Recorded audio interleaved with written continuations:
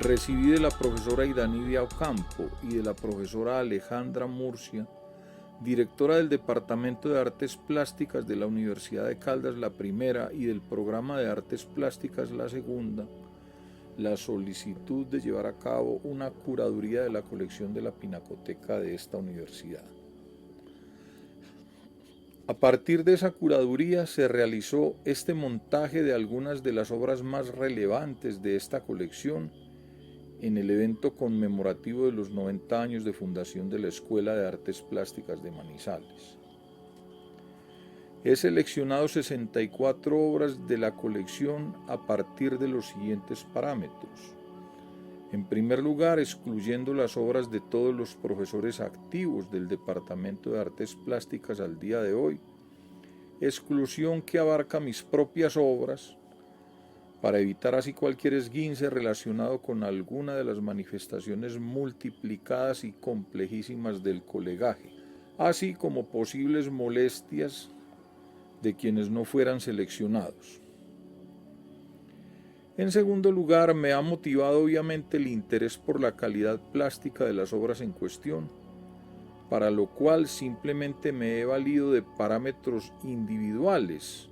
es decir, solo míos y nada más, quedando la posibilidad de que en otro momento futuro otras personas hagan selecciones diferentes a esta que ahora quiero presentar. Y en tercer lugar, me ha movido el interés de que esta presentación alcance un panorama académico en beneficio de los estudiantes de artes plásticas, en el sentido de que he querido incluir las obras que considero más relevantes de casi todos los autores, aunque en medio de ellas he insertado en algunos casos otras que pueden estar sujetas a algunos procesos críticos, pero que las he incluido solamente para que esos estudiantes puedan participar de ese paralelo entre lo que supongo plásticamente acertado y lo que no. De algunos autores he escogido un número importante de obras en consideración no solo a la cantidad de trabajos que la Pinacoteca posee de ellos, sino otra vez a la calidad de interés académico que de ella se desprende. He querido llamar esta muestra simplemente Maestros aquí desde el interés por un reconocimiento respetuoso respecto de todos estos trabajos. Parece pertinente hacer ahora algún pequeño comentario sobre cada uno de los autores escogidos, comenzando por aquellos de quienes he incluido un mayor número de obras. En primer lugar, del pintor y dibujante colombiano Francisco González Segura, con obras en las que se denota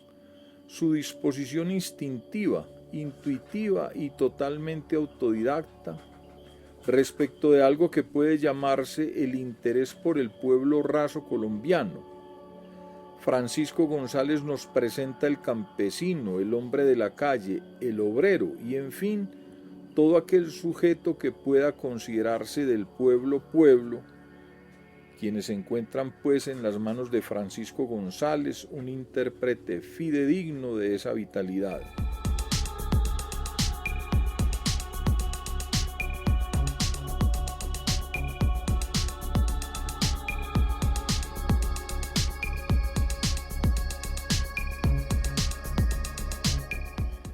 Sin excluir desde el interés académico la presentación de dos obras en las que Francisco González pareciera abjurar de esa tendencia realista y casi naturalista para adentrarse en los intentos de un dibujo expresivo, de corte cuevista, no sin antes recordar que fue tanta la admiración que el gran dibujante José Luis Cuevas desencadenó sobre el dibujo americano en general y tanta su influencia, que ello le llevó a decir al mismo Cuevas que estaba considerando la posibilidad de convertirse en anticuevista. Influjo este de José Luis Cuevas, que vuelve a presentarse en el segundo autor del que se ofrecen aquí más cantidad de obras, autor este que es Ulises Giraldo. Una de las obras aquí ofrecidas también denota un influjo extraordinario de ese dibujante mexicano, aunque sin desmedro de que el resto de las obras ofrecidas por Ulises Giraldo se nos presenten como actos de un dibujante absolutamente dueño de una expresión personalísima que reclama la mayor admiración. Ya Paul Feyerabend hablaba en su texto Contra el método cómo los principales autores de la cultura tienen algún carácter diletante, desde el cual ellos se nos podrían presentar como personalidades quizás extrañas o oscuras. Dice Feyerabend: expertos y profanos, profesionales y diletantes, forjadores de utopía, todos ellos están invitados a participar en el debate y a contribuir al enriquecimiento de la cultura. Porque de los autores no ha de interesarnos pues su simpatía, ni su facilidad para explicar cuál quinta esencia, sino que ha de interesarnos solo su obra, de tal suerte que cada uno de ellos para lograrla debe en realidad rastrillarse contra los fondos del infierno en su procura. ¿Cuántos de los detractores de esa personalidad esquiva de Ulises Giraldo quisieran al menos una milésima del poder expresivo que él nos ofrece a través de estos dibujos excelentes que están retratando simplemente el drama de la existencia humana? El tercer autor de quien ofrezco una cantidad mayor de obras en esta muestra es nada menos que el maestro Gonzalo Quintero, uno de los fundadores más determinantes de la Escuela de Bellas Artes de Manizales, y que se nos presenta aquí a través de sus esculturas como un autor a veces proclive a retratos surgidos de una imaginación que tal vez añora personajes de la tradición cultural, como por ejemplo en la obra en la que retrata el rostro de José Asunción Silva. Pero lo que debe resaltarse aquí no son esas obras hundidas en la imaginación, sino las características de sus retratos directos ejecutados a la escultura, ejercicios desde los cuales nos ofrece las imágenes, por ejemplo, del educador José María Guingue, queridísimo profesor de la comarca manizaleña de entonces, así como del señor Guillermo Londoño Mejía, presidente de la Sociedad de Mejoras Públicas de Manizales, en el momento en que se llevó a cabo la fundación de la Escuela de Bellas Artes, siendo que en medio de estas representaciones Gonzalo Quintero se presenta como uno de los más altos retratistas de Colombia en el campo de la tridimensionalidad, sin dejar de nombrar otras obras alegóricas a través de las cuales el maestro Quintero hace alusión a la fuerza telúrica de los llanos orientales o al sutil proceso fundacional de algunos pueblos colombianos. Otro autor que presenta varias obras en esta muestra es el pintor León Posada, alguna acuarela deslumbrante de la figura humana y además el óleo extraordinario de un entierro con el que León Posada hace referencia a los terribles momentos finales de la violencia colombiana, violencia que tantas veces ha terminado y que sin embargo, lamentablemente para todos, siempre ha vuelto a empezar. Otro autor con un número importante de trabajos es el pintor Alipio Jaramillo, de quien puede recordarse una anécdota que saliera de la mano del profesor Teodoro Jaramillo, quien fuera su amigo y quien comentó lo siguiente: a Alipio Jaramillo lo encontré trabajando en una tienda de su propiedad en la que había invertido sus ahorros después de llegar de México, país donde había estudiado las características dominantes de ese muralismo, y que llegado Alipio Jaramillo a Colombia, al no encontrar un campo laboral para desempeñarse, tomó la decisión de instalarse en una tienda de abarrotes en procura de ganarse su supervivencia. A lo que le dijo Teodoro Jaramillo: Para terminar en esto fue que hiciste el tremendo esfuerzo de irte a México a estudiar con todo el impacto que ello representó para tu familia desde los aspectos económicos. Asegura Teodoro que después de ese comentario Alipio regresó por sus fueros de pintor para no abandonarlos nunca. Estas obras de Alipio Jaramillo conforman sin lugar a dudas las piezas que más se han expuesto de la colección de la Pinacoteca de la Universidad de Caldas. Hay asimismo varias piezas del maestro Jaime Valencia Bernal, 2 esculturas en lámina de hierro extraordinariamente bien fotografiadas para esta muestra, que nos ofrece ángulos alucinantes de esos trabajos. Y las he acompañado de un pequeño grabado en linóleo con el rostro de una mujer, solo para mostrar la condición prolífica del maestro Valencia Bernal respecto de todas las manifestaciones de las artes plásticas, tanto desde la figuración como desde la abstracción. Están presentes además 3 obras del maestro Bernardo Arias Gómez, egresado del programa de artes plásticas de la Universidad de Caldas, quien, obteniendo una beca para estudiar en Francia, contrajo matrimonio en ese país en el que reside desde entonces, sin olvidar que viene a visitarnos periódicamente. La primera de las obras de Bernardo Arias es una monotipia, en la que nos muestra su interés incipiente por la obra gráfica, mientras las 2 últimas obras que presenta nos ofrecen su condición de dibujante abstracto extraordinario, sin dejar de lado el poderoso dominio de la forma que Bernardo consiguió y del cual hacía gala incuestionable en sus cátedras de dibujo y pintura en la Escuela de Bellas Artes de Manizales. Puede también resaltarse la obra de Guillermo Vélez, quien, estudiante de psicología en su juventud, se acercó a las artes plásticas desde la perspectiva autodidacta y pronto esa actividad expresiva absorbió toda su energía con enorme pasión. Director durante varios años del Salón de Independientes que se ejecutó en Manizales en la década de 1980, Guillermo Vélez pronto desarrolló un poderoso medio de expresión pictórica que terminó denominándolo pintura patafísica. Se presenta igualmente el boceto a témpera de un mural que ejecutara en el Instituto Universitario de Manizales el maestro Sandy Arcila, del cual bien puede recordarse una anécdota dramática en el final de su vida, cuando debió desempeñarse como profesor de inglés para intentar sobrevivir, mientras en un diario regional expresaba: cuando estuve joven regalé las obras a mis amigos y admiradores o las vendí a bajo precio. Ahora que estoy viejo y cansado, ya no tengo obras ni ninguna fuerza para hacerlas. Se presenta asimismo un mural del maestro Alberto Pino y su respectivo boceto en dibujo, maestro que perteneció a la primera camada de estudiantes de Bellas Artes de Manizales en el año 1931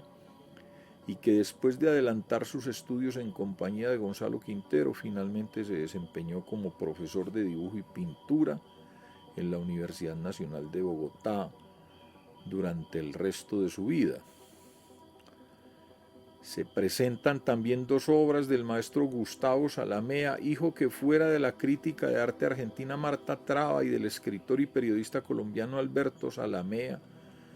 hermano del poeta Jorge Salamea, quien a su vez fuera autor del prestigioso texto El sueño de las escalinatas. Pues bien, el pintor Gustavo Salamea procedía de ese nicho de intelectuales y su obra se desarrolló por variados campos expresivos en los cuales desplegó su gran inventiva gráfica. Fijándonos en el orden descendente del número de obras presentadas en esta muestra, aparece ahora el maestro Eduardo Ramírez Castro, de quien se presentan 2 obras extraordinarias y una tercera que sorprende en la inadecuada resolución de las tonalidades oscuras que deben rodear la presencia del árbol del cafeto. Y la sorpresa deriva del hecho de que fue Ramírez Castro uno de los artistas por excelencia de la tierra del café. Procedente de Aranzazu, se ubicó luego en Manizales, donde adelantó estudios en la Escuela de Bellas Artes y finalmente desarrolló su trabajo en la ciudad de Bogotá, en donde tejió una entrañable amistad con el maestro cartagüeño Leonel Góngora, de quien se presenta también aquí una obra, maestro que fuera uno de los mayores autores del arte erótico en Colombia, quien, residente en México, llegó alguna vez a Bogotá para adelantar una muestra individual, y Eduardo Ramírez Castro le sorprendió con los paisajes de su Colombia es grande, envueltos en cintas tricolores que surcaban todos los espacios, todos los aires, todos los territorios y caminos. La otra obra de Ramírez Castro es un extraño bodegón con un aire de estructura en maderamen, casi a la manera de un Van Gogh, Ramírez Castro intentó en sus comienzos ser estudiante de Bellas Artes en Manizales exactamente en la época en la que la carrera de Artes Plásticas había sido cancelada durante 2 periodos académicos, de los cuales fue rescatada con la ayuda de él mismo, así como del maestro italiano Colombo Gassoni, de quien se presenta aquí una obra realizada con ceniza y hollín, programa de artes plásticas, que había sido cerrado como resultas de una protesta estudiantil de difícil tránsito, que parecía una premonición del París de 1968, con toda su explosión estudiantil. Nos acompaña también una importante obra del maestro Enrique Grau, de quien poco puede agregarse que ya no hayan dicho sus panegiristas. Hay asimismo 2 pinturas de Hernando Restrepo Garay, una constituida por un paisaje tomado del natural, que no de fotografías, en la cual un aire y un agua cristalina parecieran derramarse desde la realidad fingida de lo pictórico para inundarnos el alma. El otro cuadro de Restrepo Garay intenta deambular clichés problemáticos de la imaginería popular que se complican en sus manos. Por su parte, José Manuel Cardona, otro de los fundadores de la Escuela de Bellas Artes de Manizales, nos ofrece una talla en madera con el retrato del maestro Temístocles Vargas, benemérito profesor que fuera de música en la ciudad de Manizales en aquel naciente siglo XX. Solo restan a partir de aquí comentarios de los autores que únicamente presentan una obra en esta exposición. La grabadora uruguaya Leonilda González nos presenta uno de sus grabados en madera con el que sorprendiera a la región cuando en la década de 1980 vino a Manizales a ofrecer sus talleres de xilografía y linograbado a partir de la impresión con una simple cuchara de madera. Por su parte, Fabio Arias nos ofrece una caricatura del político caldense Bernardo Jaramillo, aquel dirigente de la Unión Patriótica que levantó su campaña desde el poderoso eslogan de «Venga esa mano país». Por su parte, Carlos Ayala nos ofrece el dibujo de una ciudad alucinada en la que las casas penden de los cielos como las hojas de los árboles.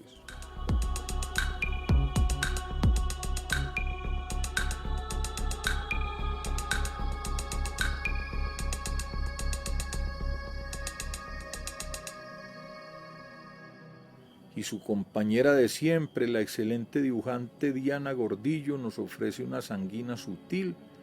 en la que presenta el cuerpo de una mujer plena y dueña de su enorme poder corporal.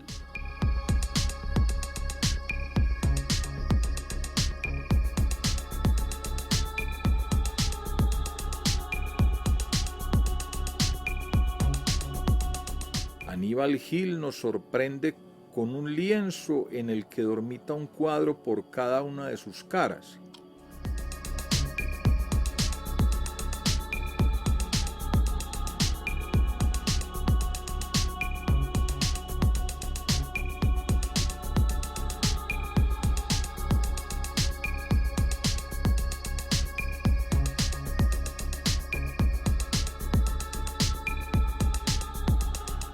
Gilberto Betancourt nos ofrece una composición de interesante cromatismo que hace alusión a algunos juegos formales precolombinos.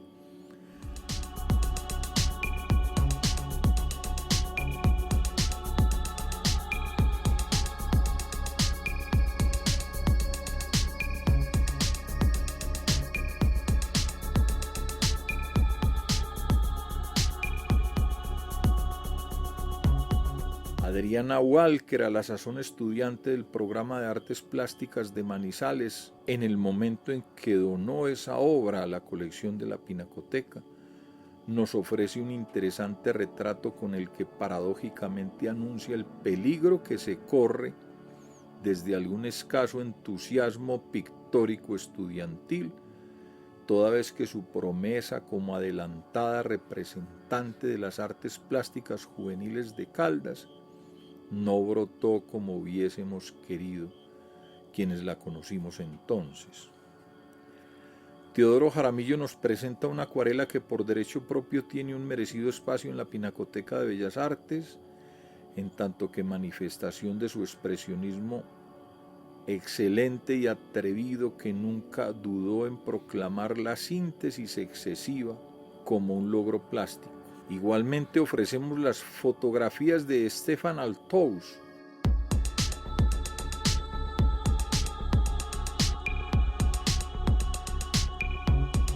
y de Abdou El Hayek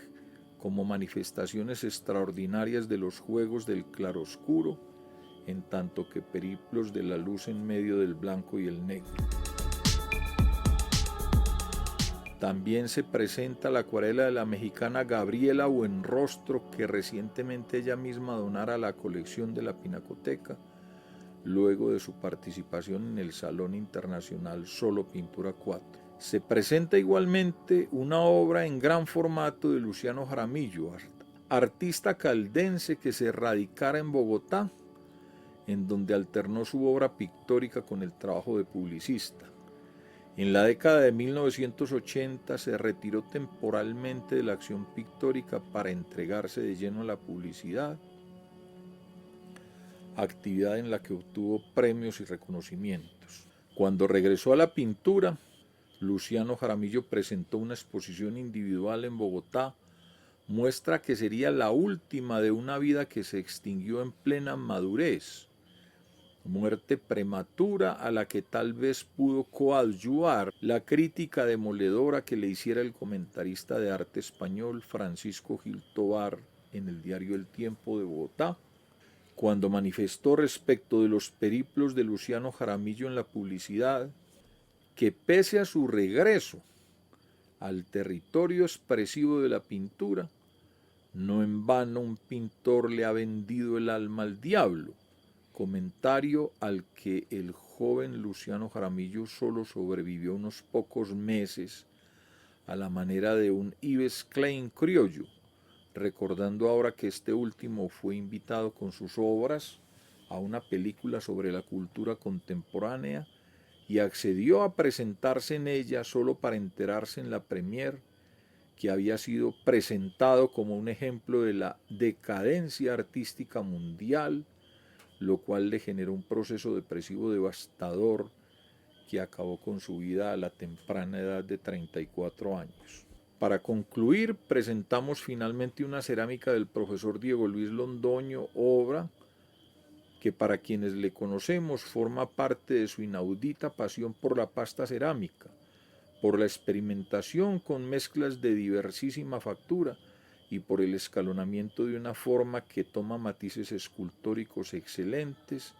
aunque para infortunio del Departamento de Artes Plásticas y del programa mismo, esa acción plástica no tiene ahora la continuidad que merece